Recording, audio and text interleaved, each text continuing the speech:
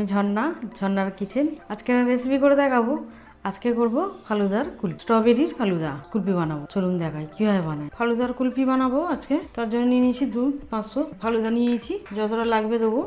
স্ট্রবেরির ফালুদা আজকে বানাবো কুলফি, এটাই বানাবো। অল্প সামান্য জল দিয়ে দেবো, দুধটা ছেঁকে নেবো। দুধটা দিয়ে দিলাম, চালু করে দিলাম। ফালুদাটাকে কেটে নেবো, এরকম থাকে। যতটা নেবো বাটির মাপে নিয়ে নেবো, নিয়ে নেবো বাটিতে, পুরো এক বাটি দেবো। পুরো এক বাটি নিয়ে নিলাম।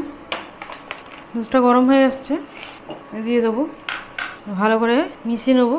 এইভাবে নাড়তে হবে, না তলায় লেগে যাবে। ফুটিয়ে হাফ করে নিতে হবে। কালারটা কত সুন্দর হয়েছে। খুব সহজভাবে বাইনে দেখাবো কুলফিটা। আর কুলফিটা বসাবো এই গ্লাসেই, কোনো কাটি দেবো না, কিছু দেবো না। এই গ্লাসেই কুলফিটা বসাবো। আর গরম পড়ে গেছে। এরকম কুলফি খেতে খুবই ভালো লাগে, বাচ্চা থেকে বড় সবাই পছন্দ করবে। এরকম কুলফি দারুণ খেতে হয়। এখনও ফুটবে, কিছুটা ফুটিয়ে ফুটিয়ে কমিয়ে নেবো।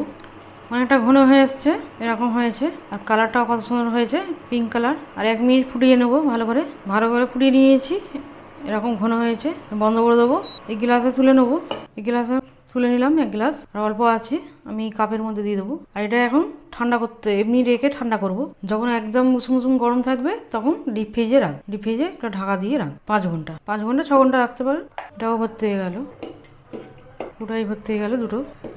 একেবারে ঠান্ডা করে নেবে একটু, তারপরে ফ্রিজে রাখ। একদম উষুম গরম হবে, তখন গরম থাকবে তখন রাখবো। আর এরকম বাটি নিয়েছি, ফ্রিজে রাখবো যখন, তখন ঢাকা দিয়ে রাখবো। এভাবে ঢাকা দিয়ে দেবো। এখানে আমার 6 ঘন্টা হয়ে গেছে, বার করে নিয়েছি। ঢাকা দিয়ে রেখে দিয়েছিলাম বাটি। কত সুন্দর কুলফিটা জমেছে। একটু হাত দিয়ে এরকম করব, একটু হাত দিয়ে এরকম করে নিলাম। একটু হাত দিয়ে এরকম করে নিচ্ছি।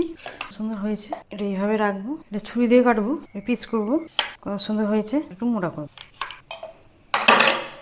দেখতে কত, খেতেও কিন্তু দারুণ লাগে। এরকম কত সুন্দর কুলফিটা হয়েছে। আর এটা ঢাললাম না, এটাই থাক কাপে। আমার রেসিপি ভালো লাগলে বন্ধুর সাথে শেয়ার করবে, লাইক করবে আর সাবস্ক্রাইব।